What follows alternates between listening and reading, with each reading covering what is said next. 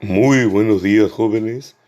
El día de hoy voy a tener la oportunidad de poderles explicar todo lo que es la parte introductoria del curso de ciencias biológicas.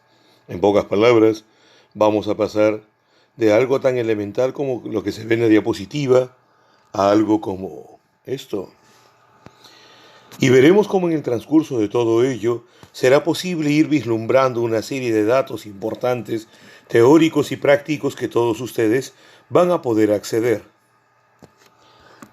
La clase del día de hoy tratará acerca de las ramas y ciencias auxiliares de la biología, partes históricas de ella y por último las teorías acerca del origen de la vida.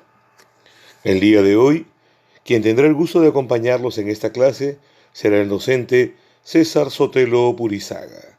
Espero que podamos comenzar con toda la tranquilidad del mundo para que luego podamos avanzar de una manera mucho más sencilla. Cuando ustedes les comentan de que la materia en general está constituida de muchos elementos, partes, compuestos, y que para poderlo comprender con facilidad, te dicen que hay que organizarla en niveles, estratos, capas, etapas, como quieras llamarlo, a veces te colocan un cuadro aburrido, como el que tú ves en la diapositiva.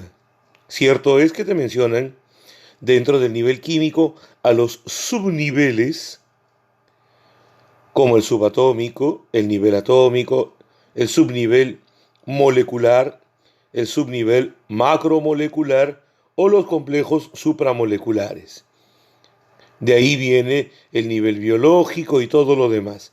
Pero ¿no les parece a ustedes un poquito más sencillo? Por lo menos a mí sí. El hecho de poderlo explicar un poco más gráfico, de repente de esta manera.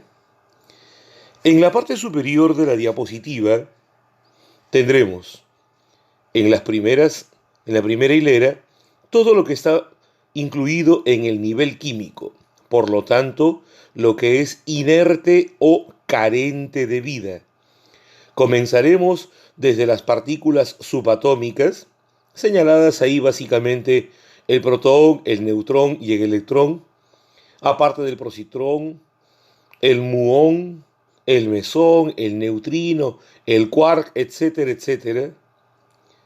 Pasaremos luego al subnivel atómico para luego juntar varios de estos átomos y formar moléculas en el subnivel molecular. Cuando estas moléculas interactúen entre sí y formen otras estructuras de un mayor tamaño o una forma más compleja, hablaremos del subnivel macromolecular, que cuando forma parte de la vida, a las macromoléculas también se les llamará biomoléculas o principios inmediatos. ¿Dónde culmina el nivel químico? A nivel de lo que nosotros llamamos, el subnivel supramolecular o supramacromolecular, donde encontraremos a las organelas y a los virus. Ahí termina el nivel químico y comienza el nivel biológico. ¿Cuál es el ser más pequeño que existe? Como bien sabemos, se trata de nuestra amiga la célula. Pero, ¿actualmente conoces cuál es la definición de célula? Pues bien, te paso a explicar. Se considera que una célula en la actualidad es la unidad anatómica, morfológica, fisiológica, bioquímica, genética, eléctrica, ecológica y evolutiva de todo ser viviente, que tiene la capacidad de poder ser irritable, que además es capaz de cumplir con un ciclo vital y cuya organización es sumamente compleja. Ante dichas características, será interesante entonces actualizar nuestra definición de célula. En el nivel biológico, después del subnivel celular, viene el subnivel tisular o histológico, donde encontraremos a todos los tejidos. Cuando dichos tejidos se agrupen formando estructuras sólidas, llegaremos al subnivel organológico, es decir, se formarán los órganos. Dichos órganos Cuando se junten en grandes conjuntos, formarán los llamados aparatos y sistemas.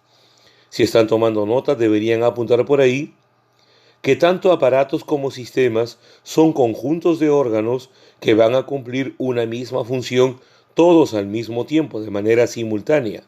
Pero en el caso del sistema, todos los órganos que lo conforman tienen el mismo origen embriológico. Por lo tanto, tienen similar estructura física y se parecen mucho entre sí, hasta el punto que si los observamos macroscópicamente es casi imposible podernos percatar de cuáles van a ser las diferencias entre una célula, un tejido o un órgano y otro dentro del sistema. Por ejemplo, hablemos del sistema muscular, hablemos del sistema nervioso, hablemos del sistema óseo y nos daremos cuenta que ello es muy sencillo. Por más que tú trates de separar dentro de un trozo de músculo o carne, así denominado comúnmente, sus fibras musculares o células musculares o miocitos por separado entre sí, va a ser imposible. Ahora, en el caso de un aparato es un conjunto de órganos que cumplen una función en común, pero cuyos orígenes embriológicos son totalmente diferentes y por lo tanto su estructura también es distinta.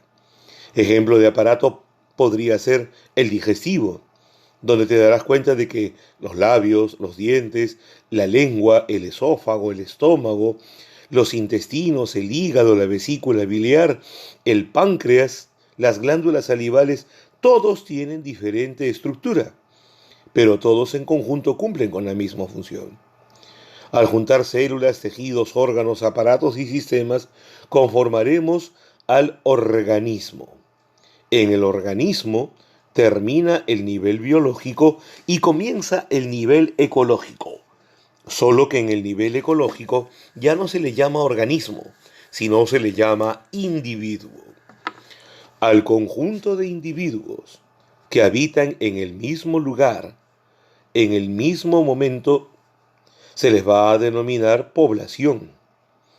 Al conjunto de poblaciones que encontremos dentro de un ecosistema se le llamará comunidad. Al conjunto de individuos, poblaciones y comunidades dentro de un ecosistema, que es la unidad anatómica, estructural y funcional de la ecología, se le llamará biocenosis. La biocenosis es la parte viviente del ecosistema. La parte no viviente o inerte se le llamará biotopo. Reiteramos que al juntar biotopo con biocenosis producimos el ecosistema como unidad ecológica. El espacio entre dos ecosistemas adyacentes se llamará ecotono. Y todos en conjunto nos darán el espacio de la atmósfera donde es posible la vida, a la cual se le llamará biosfera. Entonces, no olvidemos que tenemos nivel químico, nivel biológico, nivel ecológico. ¿No les parece un poco más entretenido de repente de esta forma? Yo creo que sí. Prosigamos. Pero la biología, como tal, apareció de la noche a la mañana, de la nada, sin ningún tipo de intervención externa o elementos distintos. Bueno, buscando una diapositiva para poder graficar esto, encontré esta línea de tiempo que me pareció interesante. Pero lamentablemente los conocimientos están demasiado agolpados entre sí. El primero del cual se menciona en esta línea de tiempo es el gran filósofo Aristóteles de Estagira. Recordemos que en los tiempos antes de Cristo era imposible conocer los apellidos, así que a las personas se les conocía por un nombre y el lugar de donde provenía, donde había nacido, la profesión que ejercía, si era hijo de tal o cual persona. Aristóteles había nacido en Estagira, una aldea que no se encuentra en Grecia sino en Macedonia. De ahí que tú vas a encontrar que en las preguntas de examen de admisión te han colocado filósofo de la antigüedad conocido como el Estagirita, respuesta Aristóteles. Él vivió aproximadamente en el siglo III antes de Cristo. Y consideramos que Aristóteles es el padre de la biología, padre de la zoología, padre de la anatomía comparada y padre de la filosofía. Es el único filósofo o científico que es padre de más de una sola ciencia. Luego pasamos hasta después del nacimiento de Cristo, 15 siglos después. Paracelso es el primero que comienza a observar con rigurosidad cómo es que se van a llevar a cabo las formas en las cuales los elementos que van a conformar a un animal o a una planta se repiten, y de esa manera podremos conformar a todas las plantas y todos los animales. Con la invención del microscopio, a finales del siglo XVI, específicamente en 1590 en Estocolmo, por los hermanos Hans y Zacharias Janssen, comienza la anatomía microscópica. Tendrían que pasar 3/4 de siglo para que el botánico inglés Robert Hooke le diera utilidad científica y fuera el primero en observar paredes celulares inertes y por lo tanto inmóviles dentro de la estructura de la corteza del árbol del alcornoque, también conocido con el nombre de corcho, y él inventase y utilizara por primera vez en su libro Micrografía la palabra célula. Pocos años después, el primero que sí de verdad vio células móviles y vivas, por lo tanto, fue el orfebre y artesano holandés Anthony van Leeuwenhoek, con un microscopio de su propia invención. Pasarían casi 160 años para que hubiera un nuevo descubrimiento que la biología pudiera catalogar como un hito dentro de su historia. Recién en 1831, el inglés Robert Brown hace la primera descripción del núcleo celular. Y a partir de ahí la teoría celular va aumentando cada vez más en sus descubrimientos. A fines de 1838 y comienzos de 1839, los científicos alemanes Matthias Schleiden y Theodor Schwann, botánico el primero, zoólogo el segundo, afiguran de que todo lo que existe estaba formado por células, cada uno por separado, obviamente. Schleiden decía que todos los vegetales en la Tierra estaban formados por células. Schwann afirmaba que como zoólogo él decía de que todos los animales estábamos formados por células. Por decir eso, padres de la teoría celular. Y de ahí en adelante los descubrimientos ya no han cesado. Tendremos a Walter Fleming hacia 1882, que inventa el término mitosis, cuando unos 30 años antes Rudolf Virchow había mencionado omnia cellula es célula. Toda célula proviene de otra célula anteriormente existente. Pocos años después, entre 1865 y 1866, los descubrimientos son cada vez mayores. Johannes Gregor Mendel, sacerdote agustino, es el primero que habla de lo que posteriormente se conocería como genética, y un año después, Charles Darwin y Alfred Wallace comienzan a hablar de la ley de la supervivencia del mejor adaptado, comenzando con la evolución. Y veremos cómo hemos seguido haciendo descubrimientos. Pero todo ello resultaría muy holgado de poder explicarlo si no tuviéramos un marco teórico. Entonces, para no olvidarnos de esos temas, les he colocado en estas diapositivas, que ustedes posteriormente, si quieren, podrán transcribir, una serie de elementos importantes como datos científicos de lo que acabamos de mencionar.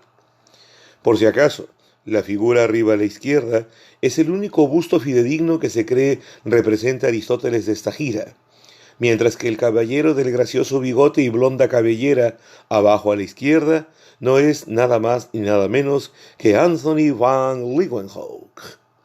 Tendremos de que ustedes podrán notar de que la biología como ciencia, si bien es cierto, no aparece hasta 1800 o 1801, cuando se crea como término, ya tenía dentro de sí, siglos antes del nacimiento de Cristo, una de las más grandes formas de aporte que se dieron. Básicamente había un pensamiento biológico, pero la biología no era ciencia como tal. Será interesante el hecho de poder conocerlo. Recordemos que hasta 1801 a todos los que estudiaban a la vida se les conocía con el nombre de naturalistas. Como bien sabemos, Aristócles, también conocido como Platón, tuvo como discípulo a Aristóteles y fundaron el Liceo bajo la modalidad del Academus. Y dentro de sus discípulos estuvo Teofrasto de Eresus, que a su vez es considerado el padre de la botánica. Muchos años después vino Galeno de Pérgamo, haciendo las primeras descripciones científicas de la anatomía y funcionamiento de los organismos animales, para que luego vayamos viendo que tuvieron que pasar más o menos 1000 años para que Andreas Vesalius, en Alemania, pudiera darnos una idea de cómo era el organismo humano. Antes de ello, recordemos, en la Edad Media era imposible profanar un cadáver. Y así, poco a poco, la ciencia siguió avanzando a nivel biológico. Ya entrados hacia los albores de 1600, 1700 y 1800 se comienza a hablar acerca del origen de la vida, lo cual veremos más adelante, con diferentes teorías, las cuales fueron sustentadas, fueron refutadas, fueron corroboradas. En la actualidad, el último descubrimiento que normalmente se consulta dentro de los textos es el que ocurrió en 1953, cuando James Watson y Francis Crick dieron a conocer la fórmula estructural normal y correcta de la molécula de ADN, como una cadena en doble hélice de forma antiparalela, que nos permitía comprender los albores de la forma del llamado genoma humano, cuyo borrador recién ha sido dado a conocer el año 2000. Y seguimos avanzando, y esta historia no va a dejarse. En los albores de la biología como tal, se decía que la biología debía estudiar, según la etimología, a la vida, porque bio significa vida, logos, estudio o tratado acerca de una materia determinada. Pero mi pregunta sería para ustedes, muchachos, ¿alguno puede definirme qué cosa es la vida? Yo les podría dar minutos, horas, días, semanas. Hay gente que lo ha pensado durante años y no lo ha podido definir de una manera concreta, concisa, única o universal. Pero sí conocemos las características tanto de la vida como de aquellas estructuras que la pueden contener, al que a la sazón nos conocemos con el nombre de seres vivos. Tenemos una idea de cómo se inició la vida, cómo ha ido evolucionando y cómo va cambiando. Sabemos en la actualidad que la estructura básica dentro de una célula, que es capaz de codificar la información, que permite que una célula dé origen a otra, y así un organismo a otro, y que se mantenga total y completamente fiel o fidedigna, es la molécula de ADN, también llamada en inglés DNA. Recordaremos que estas tres letras, estas siglas, nos van a significar ácido desoxirribonucleico. Muy bien. Cuando Aristóteles de esta gira comienza a hablar de una forma en la cual la vida se creó, él no experimentó, no aplicó el método científico. Él se basó en su conocimiento previo y trató de idealizar cómo pudo haber sido este origen. Él habla del idealismo. Mucho tiempo después, aproximadamente unos 20 siglos posteriormente, ya no entra el idealismo, sino el naturalismo, a través de Jean-Baptiste de Poquelin, barón de Lamarck, conocido simplemente por su título como Lamarck, y él comienza a hablar del naturalismo. Y en 1801, él es el primero que emplea el término biología. En cambio, ambos han tenido grandes aportes, pero tendremos que tener en cuenta de que el método científico fue el punto de quiebre para ambos elementos. Ahora, pasemos a la siguiente instancia. Ya conocemos básicamente las partes de donde proviene la biología. ¿Y la biología estudia a los seres vivos por sí sola? No. Se sirve de muchas y formas diferentes de vida. Por ejemplo, la zoología estudiará todo lo que tiene que ver con el reino animal. La micología estudiará todo lo referente a los hongos, microscópicos unicelulares y macroscópicos como la llamada zeta, ojo, no como la letra, sino con ese que se observa en la figura. Hablaremos de la citología como el estudio completo de la célula, al conjunto de células que tienen el mismo origen embrionario, que tienen similar estructura y que cumplen la misma función, se les va a llamar tejidos. ¿Quién se encargará de estudiarlos? Obviamente la histología. Luego tendremos que clasificar a los seres vivos. De eso se encargará la taxonomía. Cuando estudiemos restos fósiles de animales o plantas extintos, hablaremos de paleontología. Cuando estudiemos a los organismos que no podemos divisar a simple vista, sino que debemos utilizar aparatos especializados basados en los avances tecnológicos, llamaremos microbiología. Cuando estudiemos a los seres vivos en relación con los organismos que están en relación con ellos y con el ambiente en el cual vive, hablaremos de la ecología. La morfología se encarga de estudiar la forma y estructura, tanto externa como interna, de un ser viviente, mientras que la fisiología se encargará de estudiar cómo es que funciona dicho ser viviente. La embriología se encargará de ver desde el momento de la fecundación, en la mayoría de los seres vivos superiores, cómo es que se forma un nuevo ser hasta el momento en el cual nace. La genética, la manera en la cual las características, tanto genéticas como hereditarias, pasan de padres a hijos a lo largo de una especie y permiten, por ejemplo, la evolución, el cambio a través de las mutaciones que van a ir en adaptación, avance y avance. Y no olvidemos a la botánica o fitología, que se encargará de estudiar a todos los miembros que se encuentran en el reino vegetal. Pero, ¿la biología puede hacer esto por sí sola? No.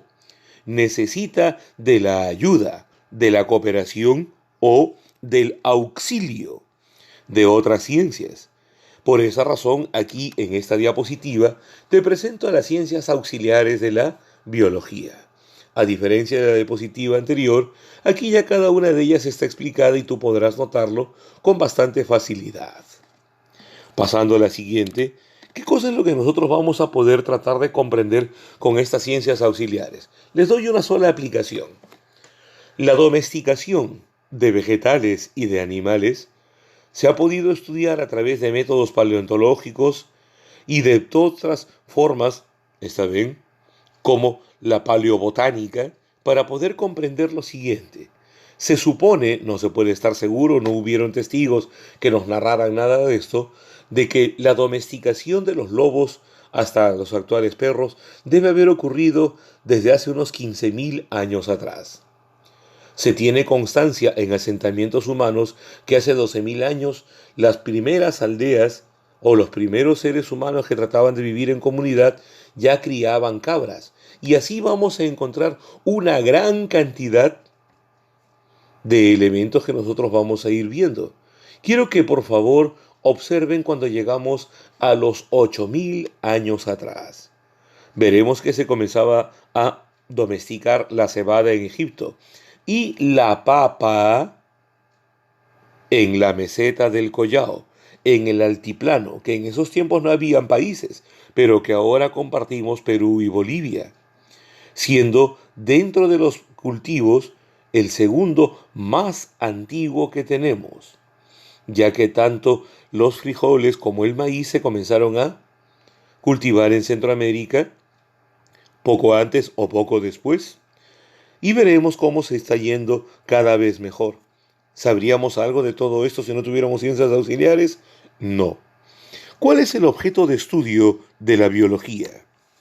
Podremos decir que será, por ejemplo, un organismo, Y lo definimos al organismo como el conjunto de átomos, moléculas, macromoléculas que forman una estructura organizada a nivel jerárquico y sumamente compleja que desempeñan un grupo de funciones básicas.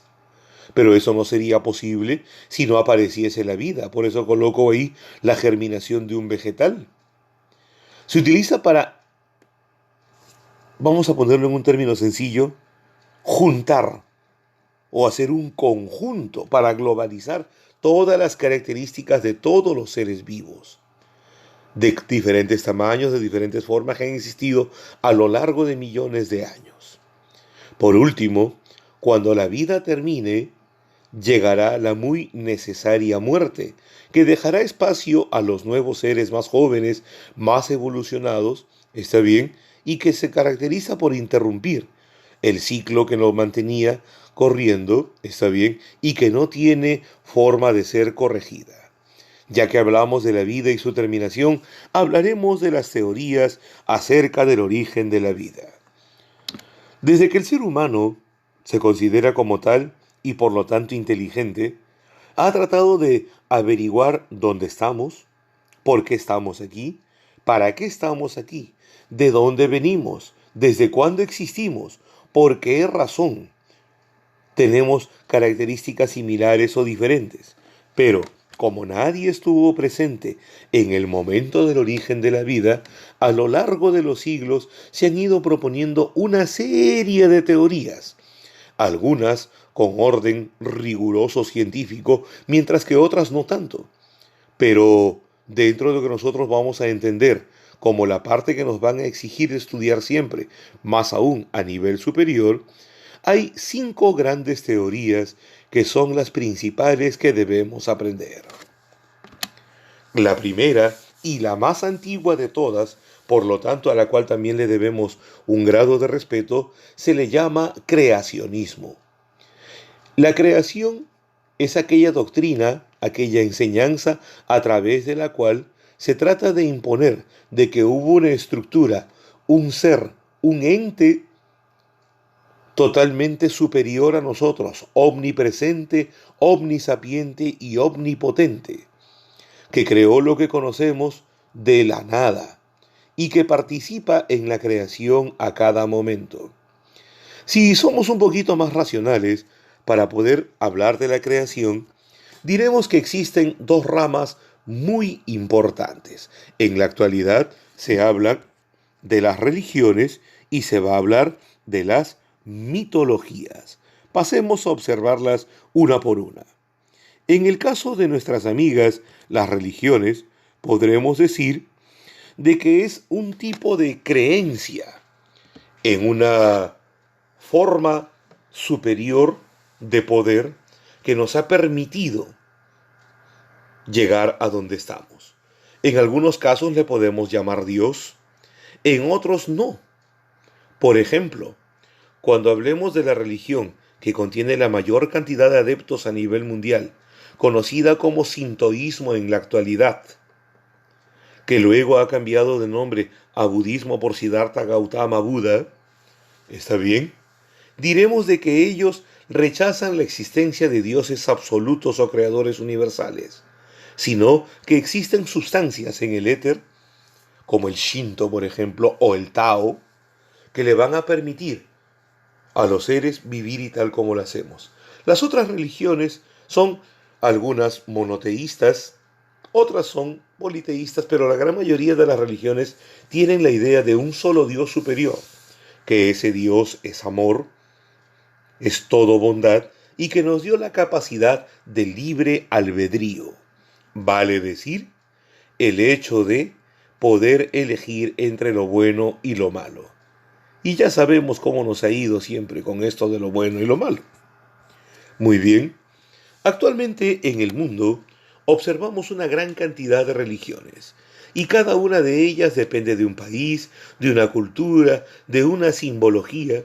Aquí te menciono algunas para que tú puedas ir conociéndolas y como esto es algo de actualidad, será cuestión que tú simplemente investigues.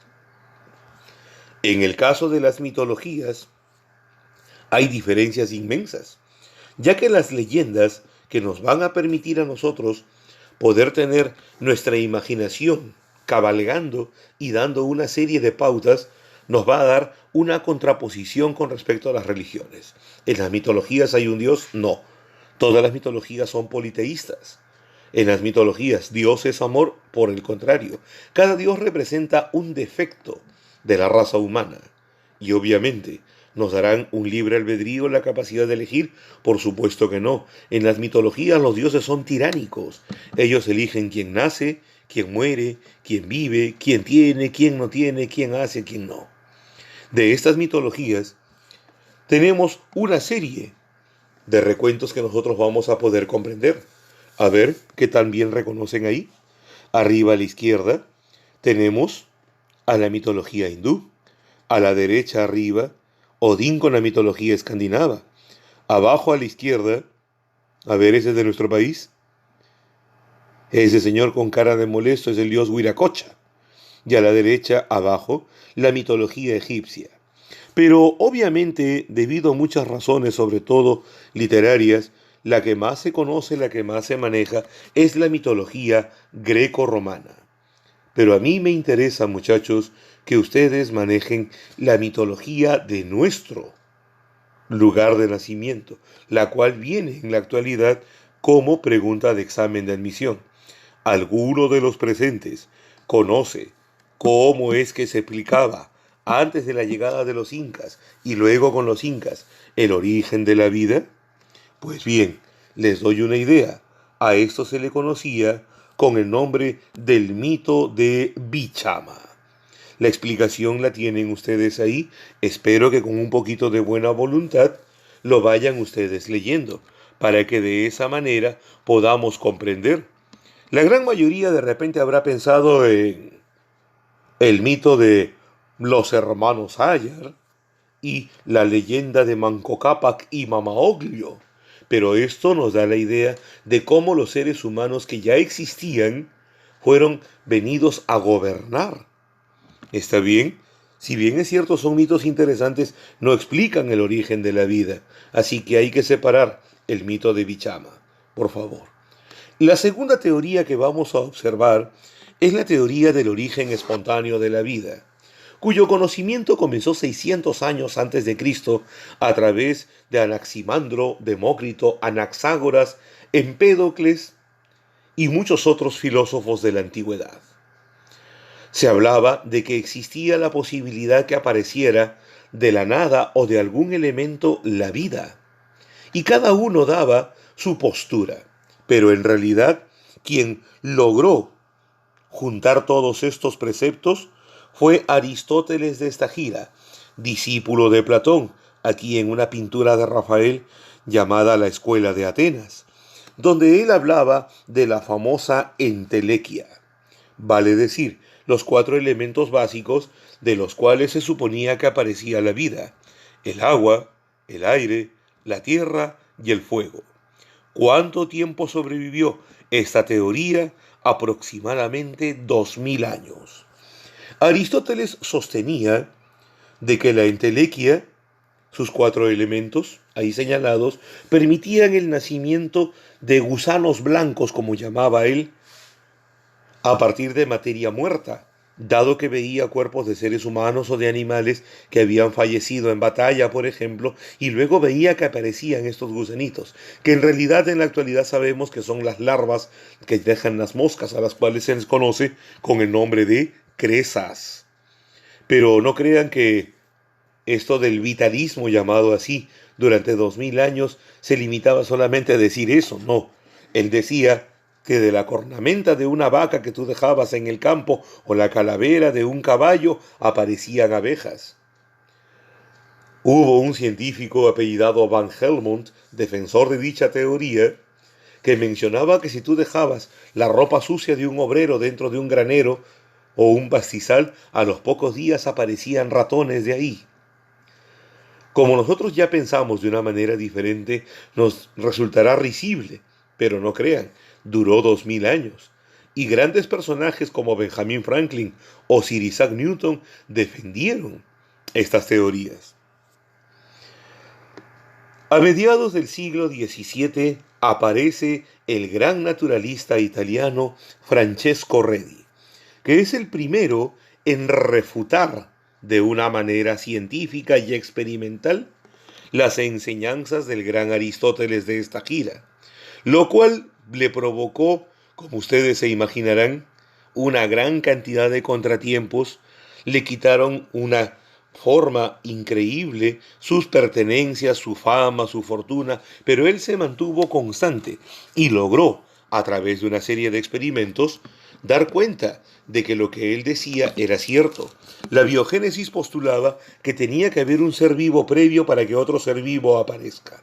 Fue apoyado posteriormente por un sacerdote italiano llamado Lázaro Spallanzani, pero no fue sino hasta fines del siglo XIX cuando apareció el padre de la microbiología, el médico y químico francés Louis Pasteur, que se pudo llegar a corroborar a través de cientos de experimentos de que la biogénesis era correcta. En la siguiente teoría, que un poquito menos científica, si la queremos llamar de alguna forma, se le llamaba la teoría cosmogónica o cosmozoica. Esta fue propuesta por el sueco Svante Arrhenius, el cual a comienzos del siglo XX mencionó de que toda la vida que nosotros conocíamos en la Tierra había tenido como origen, ¿qué creen ustedes?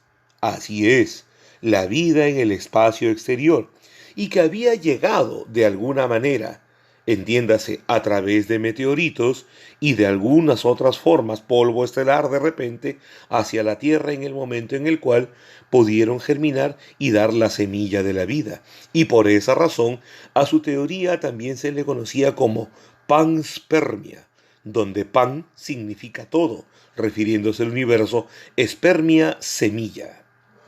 La última teoría que vamos a observar el día de hoy se llamará la teoría quimiosintética o abiogenésica. Por el nombre que tú puedes observar, síntesis, creación a partir de compuestos químicos, de compuestos orgánicos o vivientes, y abiogenésica, la génesis, la creación de vida sin vida.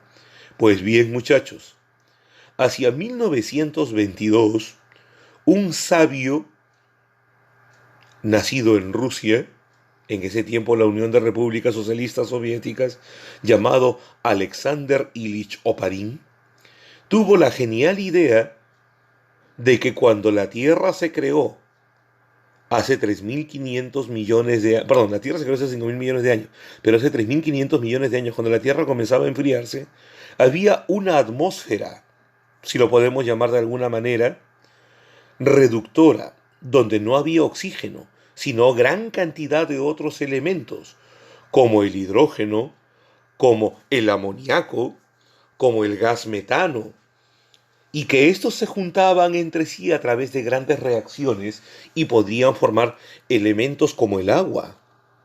Esto debido a que en aquellos tiempos habían tormentas eléctricas que duraban meses y que descargaban millones de voltios.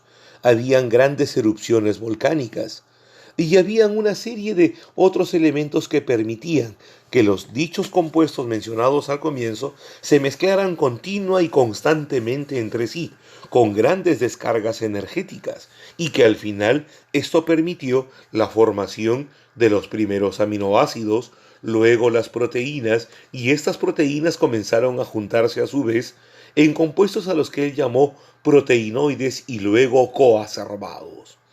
Estos coacervados que aparecieron en el agua poco a poco comenzaron a formar micelas o estructuras limitantes que separaban el agua exterior de su contenido interno.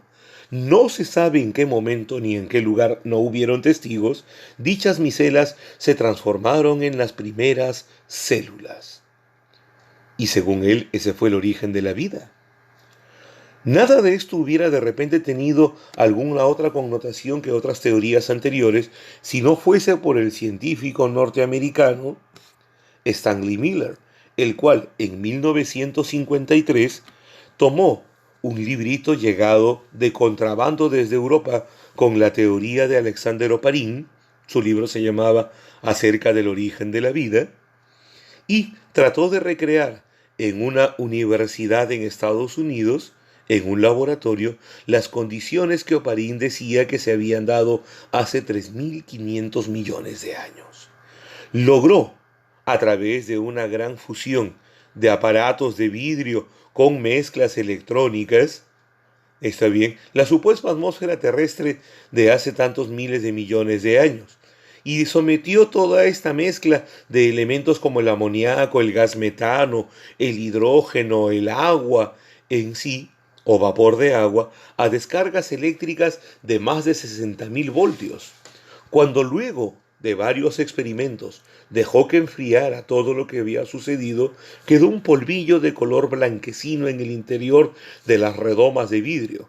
Cuando él sacó una muestra de ello y las llevó para analizarlas en el laboratorio, se dio con la gran sorpresa de que lo que había dentro de ellas era ni nada más ni nada menos que aminoácidos sencillos. Había corroborado la primera parte de la teoría de Oparín. De ahí que en la actualidad se hable mucho acerca de estas teorías y de su posible connotación científica. Es más, muchachos, en la actualidad se habla que justo en el momento en el cual Oparín dice que estaban las micelas, aún todavía no siendo un coacervado, no teniendo la capacidad de formar, en ese momento es muy posible que haya llegado a la Tierra un meteorito trayendo esporas de vida de otro mundo, básicamente de Marte, y que al llegar en contacto con las condiciones que se encontraban en la Tierra en ese momento, permitieron la formación de la vida. No nos queda a nosotros más que experimentar y seguir avanzando y tratando de poder lograr de que esto en algún momento, Dios sabe cuándo más adelante, pueda verdaderamente descubrirse, pero tenemos una idea bastante lógica. Señores, entonces tenemos las 5 teorías. Primero, creacionismo. Luego, generación espontánea de la vida. Después, la biogénesis. De ahí, la panspermia, teoría cosmozoica o cosmogónica, y esta última que hemos mencionado, la teoría quimiosintética o abiogenésica. Estas son las 5 teorías básicas que se deben estudiar en la actualidad.